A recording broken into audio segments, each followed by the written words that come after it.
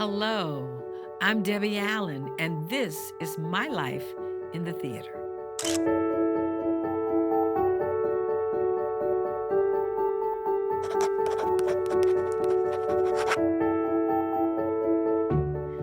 Wow, Pearly. Pearly was my very first Broadway show.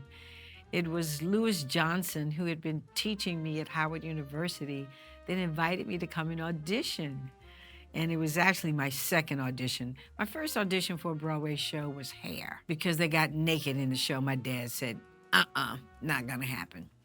Anyway, so Pearly, I came and I auditioned for Philip Rose, the producer, and I sang with the tambourine, and he saw me dance, and he was happy to welcome me to the Broadway stage, which was so exciting, even though we were only there for like a week before we went on the road.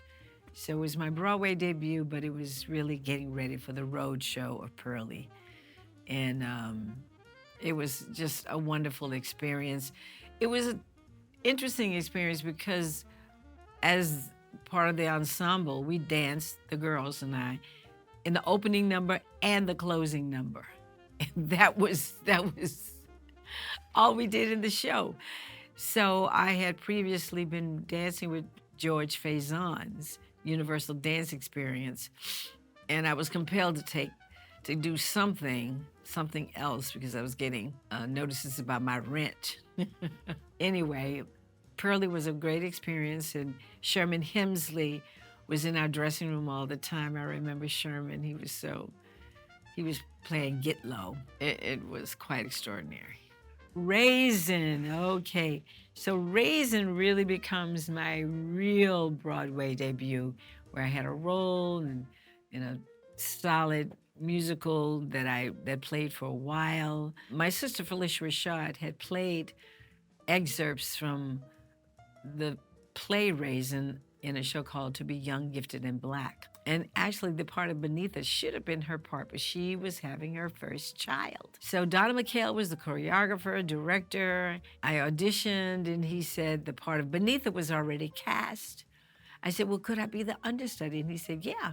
So I became the understudy. My stage manager, Helene Head, directed me, rehearsed me furiously. Hinton Battle was actually my dance partner in that show until he got bored and quit, tired.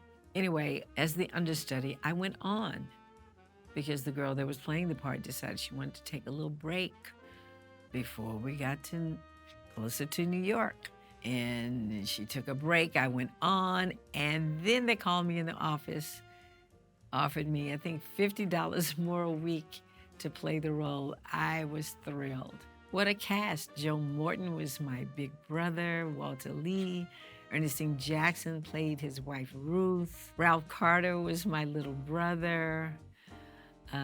Rob Jackson was Asagai. And Virginia Capers was Mama. We won the Tony Award for Best Musical. She won the Tony Award, Best Actress. I wasn't even thinking about Tony Awards. I was so happy to be in the show. And played for 2 years. I did the show for 2 years. And then we went to Canada, and that was extraordinary. So, Raisin. Then, Truckload. So, Patricia Birch, this was her directorial debut. Dick Clark was involved. I was playing Renee Enriquez. It was a trio of Latinos, and they had someone playing the part, but she wasn't working out. And so they called me in, and I came in, and oh wow, what a whirlwind. I remember Cheryl, that incredible voice that did the movie Hair. She sang Easy to Be Hard. Cheryl was amazing in this show. I'm trying to remember, there was a strike. There was some strike that closed the show. I think it was a musician strike, I think it was. So it was very short-lived, but Truckload was a load of fun. That's when I had dinner with Tennessee Williams because Renee Enriquez was very good friends with him. And he invited me to go with him, and there were like 3 other gentlemen, and wow, did we laugh all night long. That was great. Ain't Misbehavin'. Yeah. Arthur Faria. This was a big show. Nell Carter, Ken Page, Andre DeShiel, Amelia McQueen, and Charlene Woodard. A 5-character musical smash that brought to life the incredible music that people had not really heard from the stride piano. I came in to replace Charlene, and it was fun. It was so much fun. And Alan Weeks came in to replace Andre DeShields. We had the best time. I just will never forget. I really think my opening night, I had a song I was singing by the piano, and the light went out. The light went out. So I turned and used the light on the piano. I was not going to be stopped. I kept going. We laughed about that forever. This was the incredible music of Fats Waller that needed to be reborn in this stage play where Andre DeShields was dreaming about a reefer 5 feet long. It was, what a great, great show it was. I was really excited to go in. Then Westside Story. Oh, wow, Westside Story. One of my favorite performances in life was to play Anita on that stage. I didn't grow up bowing down to Westside Story because where I grew up, everything was segregated. We didn't see the movie. I think it came out in the 50s. We might have seen it in 68. I don't know, but it was a long time. So I didn't really grow up on West Side Story, but I came to love, love, love it. The music, that score, it is the quintessential American musical. And I actually auditioned for Jerome Robbins after I had had a private audition with Leonard Bernstein. And he said, I think there's one more that you ought to see. And then I went into my 5-minute rendition of Music in the Mirror. And Jerome Robbins was running up on the stage. What a great time that was. Oh my God, so many friends. Hector Mercado, who I had fallen in love with when he was a principal dancer with Alvin Ailey, was my Bernardo. And Jose de Guzman, who was probably almost a foot taller than me, was Maria. And Ken. Ken was our Tony, but we had so many amazing people in the Jets and the Sharks. And I was such good friends with those Jets, which Jerome Robbins didn't like that. We had to hide that. We had heard stories. We had heard stories about how Jerome had fallen off the stage to let him back up because he had been so tough on them in rehearsal. And here we were, and he was still tough. But I have to say, I loved it. I loved him. He would change my performance all the time. I had a good time trying different things. It was like, let's explore it like this. Anita, you're too tough. I said, okay. Anita, I need you to be happier. Okay.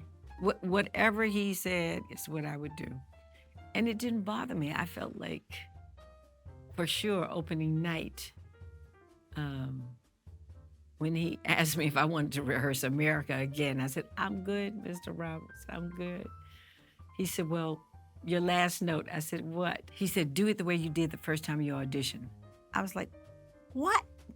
What is he talking about? What he was really talking about was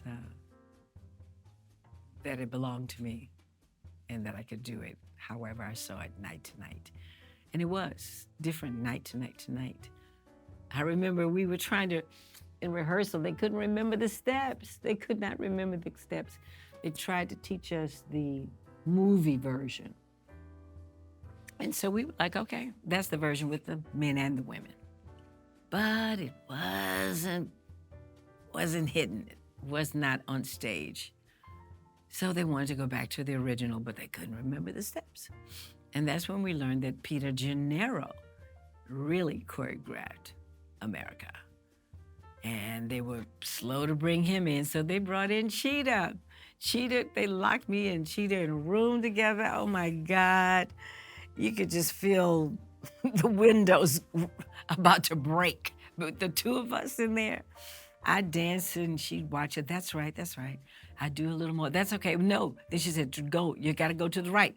Okay, to the right. Then she got up and we were doing it together. We were dancing it together till we stopped because we couldn't remember the rest. That was magical to be in a room. Everybody. Too bad we didn't have a cell phone. Somebody would have a video of that, which would have been amazing. She and I remained friends for life after that. And she even threatened me that if I held that final pose, she was going to slap my face. She slapped my face. I held it. I did. But they brought Peter Gennaro in, and he came in there, honey. He remembered everything. And we learned it again, and it stopped the show every night. And I know there was a bit of a, chagrin for Robbins, because he wanted cool to do that. That wind down corkscrew turn, just to be perfect. But it was truly one of the greatest shows that I've ever had the experience to do. Westside Story. And I loved it when they did it as a movie again. I loved what Stephen did. I thought it was great. It was fresh. Classic material means that it should be redone. And using what we know now to tell that story. And I was a big fan of the movie, the new movie. Okay, Sweet Charity, yes. Okay, so when I was in Raisin, Bob Fosse's Pippin was playing next door. And I would always see Ben Vereen in the coffee shop in between shows, getting that little piece of cake. I was getting cake, he was probably getting coffee. And say hi, and I'd seen Pippin, it was amazing. They called me in to audition for the lead player. He was actually thinking about having a woman because Ben was leaving and they didn't have anybody that they felt so strongly about. To try that Debbie Allen, I was like, whoa. And I went in there and I sang the songs in the key that it existed, even though it wasn't my key. They want to see that they can put somebody in who will bring new energy and light, but maybe they won't have to spend all their money on the arrangements, I don't know. But I sang it, and wow, with Bob right there, that was amazing. And they were really, looking at me, the choreography, all of that. And then they found Ben Harney. Damn it. So they gave the part to Ben. But I was so excited when I saw Patina Miller, when she did it. It was great to see a woman finally do the part because that was in Bob's head years ago. So then years later, after I had auditioned for him once again for Chicago, and he actually was going to put me in, but it wasn't like the lead part, and I was already playing leading ladies, so I didn't take the job. So my third encounter of the close encounter of the third kind was with Bob Fosse. Jerry Harris, our producer, arranged for us to have a lunch. I was already very well known because of a show called Fame. He had us have lunch, and we had a good time. And then Bob came, met me in my hotel. I had just given birth to my daughter, Vivian. She was still a little thing. She was just barely a year old. And he said, we read the play. He liked what I did. He said, yeah, I think we could do this. I said, yeah, I think I'd like to do this. So I became Sweet Charity with Bob Fosse. And that was amazing. That was an amazing experience. We started the show.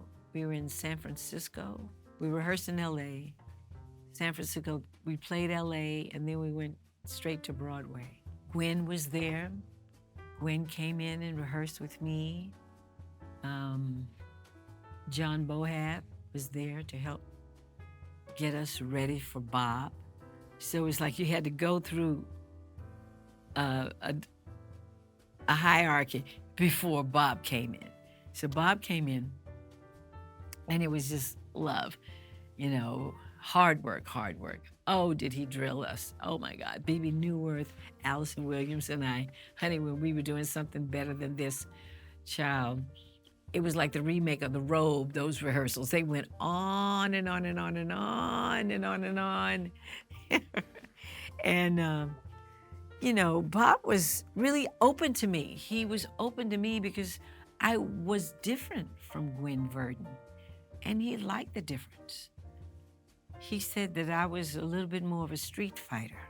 He taught me vulnerability. That's kind of how I understood it. And he let me do certain things because I said, Bob, come on, can I just do at least a double turn, honey? Everything was so many isolations. I loved his choreography, but I was just used to dancing. And we were dancing, but brass band was great. I had such a good time dancing that number every night. Such a good time playing this role opposite Michael Rupert, who was my leading man. He was just wonderful. We had so much fun on stage. Oh, the stories off stage. I'll save those for the book. Some of the things that happened. I remember Bob, I will tell this, I remember Bob coming back to the show after we'd been playing several months. And of course, I had found a few things and I added a couple of things. And he always hung out in my dressing room. He hung out with me and he would hold my hand when he was giving me notes. There was nothing sexual about it. It was just affection and attention. All right, Debola. All right, Miss Debbie. Yeah, that closet scene, wow, you're really finding something. If they could see me now. It was if they could see me now. Yeah, that's really great. That split you're doing on that bed, wow, that gets such a big laugh. Yeah, Bob, yeah. He said, but is that Charity? Or is that Debbie? I'm like, all right, I'll take it out. All right. And I was grateful for him. He was the keeper of the faith, of keeping it true. He gave me room, but he wanted to make sure that I didn't ever step across a boundary that might not be the character. It was a great relationship with him. I remember speaking with him shortly before he died. I was getting ready to do the Debbie Allen special, and I wanted him to do for me what he had done for Liza, and he just didn't have the time. And but he wished me well and blew me a big kiss, and that was our last conversation. So, Sweet Charity. So the other great thing about Sweet Charity, Bob Fosse was doing us and Big Deal at the same time. He was doing a musical where he was using all composers who were no longer living and creating his own story, which is something that made him very happy. So when it came time, Sweet Charity was nominated for everything. Best musical, best actress, best supporting, best actor, best choreography, best everything. And certainly this was my second big Tony nomination after being nominated for Anita in Westside Story. So when it came time for the Tony Awards, for some reason, it was happening in our theater. We were at the Minskoff Theater, the premier beautiful new theater. And the Tony committee came to me and asked me would I repeat my performance of West Side Story. I think there was an anniversary for the musical or for Chita. I said, but baby, I already did that. I did that already. I said, where's the number from Sweet Charity? There was no number planned. I'm like, wait. You're in my theater where we do the show every night. And you're telling me you want me to do that? No, we have to do something from Sweet Charity. So I had to push them. It was very awkward and weird. And they came in my dressing room when they were trying to talk me into that, and I saw what they were doing.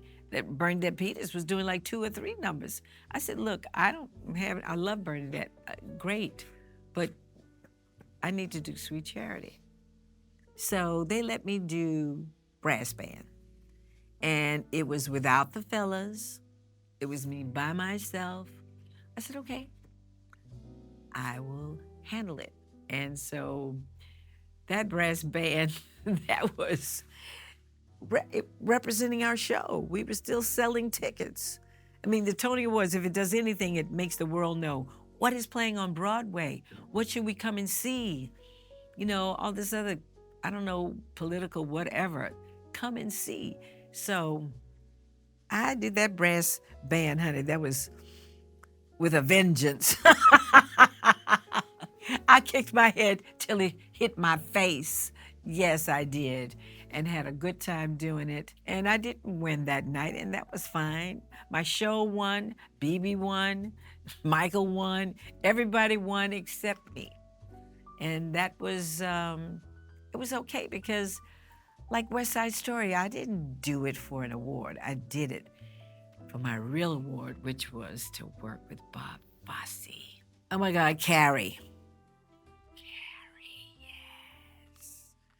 Michael Gore.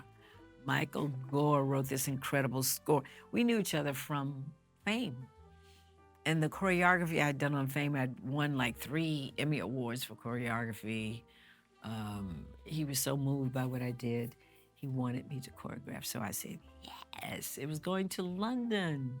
Oh my God. So Vivian, my daughter, by then, she was just turning 3, and I just given birth to my son. So I had 2 babies. I went over there, did auditions. I remember getting on the Concorde plane with 2 children. One was on my breast, the other one was on my hands on the Concorde. Honey, they weren't ready for all that. I think they paid that money, think they get away from all that foolishness. We were rolling down the aisles. Anyway, we got to London. It was fantastic. And Fame was so big. Fame had been so big that I could hardly walk down the street. And that was a very sobering experience. But I had my kids, and we were working with the Royal Shakespeare. We were working with the Royal Shakespeare on Stratford. We went to the beginning, the real place, the real heartbeat. Charlotte Dembois was in the cast. Oh, she was amazing. Lindsay Haitley, a young girl from over there, was playing Carrie. Oh my God, that voice. Jean Anthony Ray from Fame was in the cast. This was amazing. And Ralph Colty, who was the most genius set designer I had ever met, designed the production. He designed a set that, since that show was copied and copied again, he created a box. And I remember talking to Ralph about, well, what do you think about this, Ralph? You know, where the script says, he said, oh, the script? No, I don't want it to interfere with my creativity. He didn't want to read the script. That shit was funny. Ralph Colty. But Terry Hans was the director, and he had been, you know, Mr. Royal Shakespeare, artistic director. And this was his, you know, throwing his hat in the game, because we had so many British imports that had come. And this was going to put him on a certain level. But Carrie was always an American story, you know, about prom and dates. And these were not classical concerns, if you will. So I had gone through the whole book of all the high fashion, what I was going to have those girls looking like on that dance floor, how they were going to be so fashionable. Child, he came up there and said he wanted them to dress like Greek goddesses. I'm like, what? Everybody's going to look 40. And they did. Anyway, I tried. I did the best I could do. He had concepts, and this was fair. He was the director. There was a whole basketball thing, and he wanted a volleyball. I said, child, you in America. We know the difference between a volleyball and a basketball. Just because you want it to be white, you better spray paint a real basketball. We know that's a volleyball. Anyway, we had all these little things, but I had a good time. I did a lot of choreography, and the show opened and closed.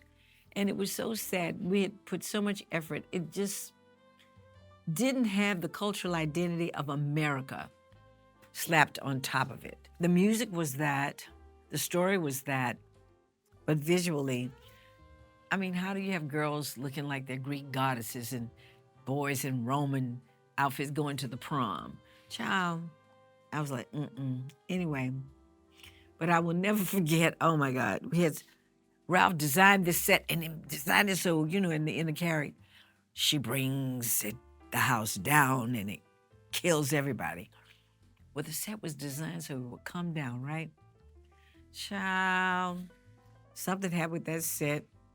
That set took 5 minutes to come down, and they were running around. I was on the side of the stage cussing them out. God damn it, focus. Quiet down. Stop that. Jeanette, Charlotte, I want y'all to focus. God damn it, focus. I was a crazy person. Oh my God. I will never forget that.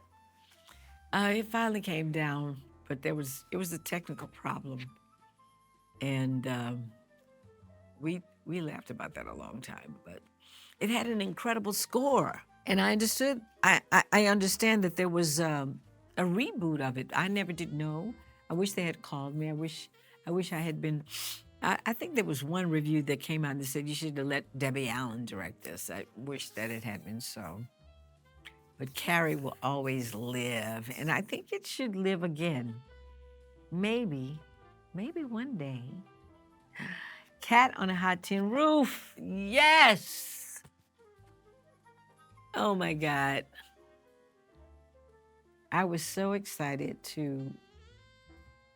and so inspired and nervous to have this opportunity. This play, they had started doing various revivals. Kenny Leon had done a couple, and brilliantly so. And he was originally slated to direct this. Somehow it wasn't quite meshing artistically with the producer, Stephen Bird, and Kenny stepped out. And so the next thing I knew, I was getting a call. Debbie. I was like, what? Are you serious? Absolutely. I said yes. I'm one to say yes, even if I haven't figured it out, because I love a challenge, the idea of the creativity of it all. And I was ready to do a play. I was ready. So we went to work, and I had James Earl Jones and my sister Felicia Rashad. Felicia was on her way to doing something at the Kennedy Center. And I called her because they had her reading. It might have been August Wilson. They were reading the plays. I said, Felicia, come on. I need you to come now. But Deborah, I said, I'm going to call Mama. Don't make me call Mama. So she gave her regrets and apologies and joined the cast. How are you going to not come with James Earl Jones? How are you not going to do that? So James Earl Jones, and then I got Terrence Howard. Oh my God. Terrence Howard and Anika Noni Rose. I was so excited to cast Anika in this play for her and for us, because I knew that first act was like an aria, and that I needed to cast an actor who had skills, who could handle this. You know, you could hire somebody that's a television person that might be gone in a week because they don't have an instrument. And Anika had done so much theater, but she hadn't quite done this kind of part. She had mostly played young girls. And wow, did we have a wonderful time. I had such a wonderful time helping her find Maggie and smoking cigarettes and taking clothes off and putting on stockings. And for Terrence had never done a show. Minnie Gentry was his grandmother. Come on. She's theater history, she is. And for him, there was such a challenge to doing the same role every night. I thought of my experience with Jerome Robbins, and I knew that we needed to go through the paces of what this interpretation of these scenes could be night to night. It might be like this, it could be like that, it could be all these different things. You can, that's what the theater is. It's so alive. It lives, it breathes. The audience is different every night. So that was really a great experience. Giancarlo Esposito is in the play. Oh, goodness. He was so wonderful. I had fallen in love with him when he was a kid with Felicia playing Zoo Man and the Sign. He had played Zoo Man and the Sign. He was amazing in that production. Amazing. And Lisa Randall was his sister-in-law. And then I actually hired my little nieces, grandnieces, to be some of the children. My brother Tex composed the music. I decided that the click that Brick always talked about needed to be realized as music. The click was what he was waiting for. What is that sound? He talked about the click. What is it that put him in a place that he felt he could move forward as he was questioning so many, many things that even today still have gone not quite explored. You know, there was a question about Brick's sexuality. There was all these things. So I had my brother Tex compose this music that became the click. It was great. We had busloads. I mean, busloads of, I feel like church women got out of church, got on a bus and came to see Cat on Hot Tin Roof. It was really amazing. Coming from Chicago, from Atlanta, from all over the country. And they were so proud to see this Black company play this classic material. This is what Tennessee wanted. Tennessee wanted his work to be translated into Japanese, Spanish, German, because those stories that he was writing transcended any ethnic group. There was only one word that we changed in Cat that referenced, James Earl Jones referenced niggas picking cotton. And only because he was now Big Daddy, it didn't quite make sense. But that was it. The rest of it was everything was all Tennessee. And, there were so many different versions of Cat on Hot Tin Roof because Tennessee actually wrote it and rewrote it like 3 or 4 times. There was an original version where he used to say, fussing at Big Mama, rut the preacher, rut the preacher. Now, rut, that has to do with fish, cleaning out of fish. And finally, Tennessee rewrote it and he went, fuck the preacher, fuck the goddamn preacher. And I will never forget, there was a New York Times journalist that was trying to do a profile on the show. And he was going all around me and trying to find out how, and even called the estate, how did you allow Debbie Allen to change the language of Tennessee Williams? And they said, I'm sorry, what are you talking about? That she changed, he says, fuck the preacher. And they said, Tennessee wrote that. Miss Allen didn't change anything. And that made me realize that, people were coming for us. Some people weren't so happy about a Black ensemble cast of Cat on Hot Tin Roof.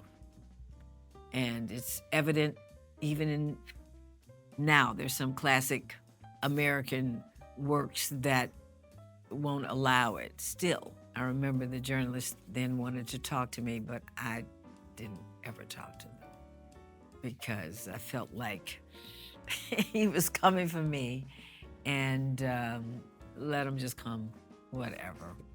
I felt really great about the production. People came from far and wide. That opening night, Harry Belafonte was there.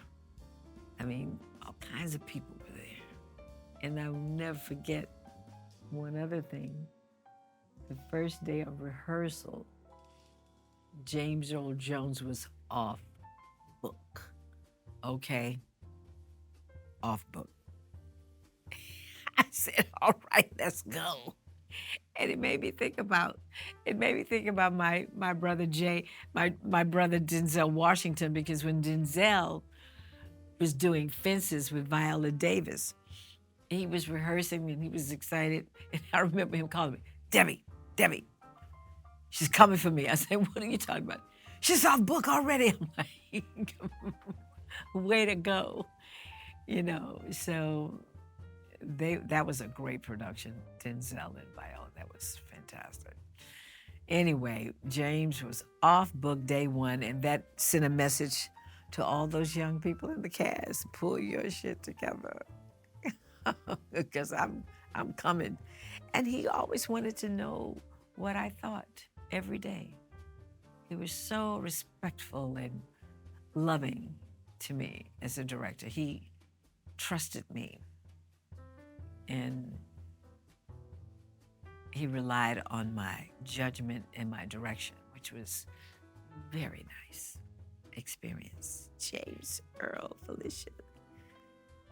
So now I am readying my preparation to finalize the casting and to direct Joe Turner's Come and Gone, that will play the Barrymore Theater, and will star Taraji P. Henson, Cedric the Entertainer, Ruben Santiago, Joshua Boone. By the time we get there, I'll have all the rest of the cast. So I couldn't be more thrilled. This came about because Denzel Washington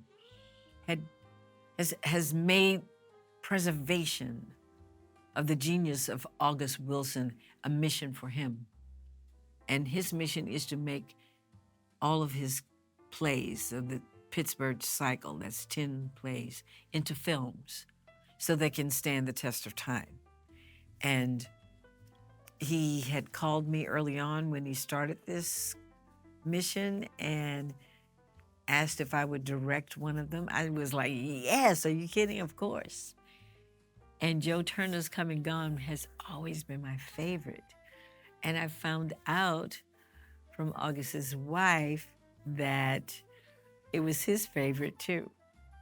Of all the plays, it was his favorite. I am working with some brilliant people. David Gallo is my production designer. Stacy DeRosier is my lighting designer. Paul Tazwell is my costume designer. And I'm fast putting together the whole rest of my creative slate. Brian Moreland is producing. Very happy to be working with him. He produced Denzel's Othello. He produced Piano Lesson on Broadway before they made it a movie, which is now why he is producing Joe Turner's Gone with me. And look who we got here. Look who we got here. Who we got here? Debbie Allen Barbie. Yay. Isn't she cute? I was just so thrilled to know that this was happening, and has really served to inspire so many people. People went crazy over this Barbie doll, and I was just thrilled to be included in this incredible class of people, from Shonda Rhimes, Misty Copeland, Ava DuVernay, Mariah Carey, Rita Moreno. The list is bigger. Mae Jemison, the astronaut.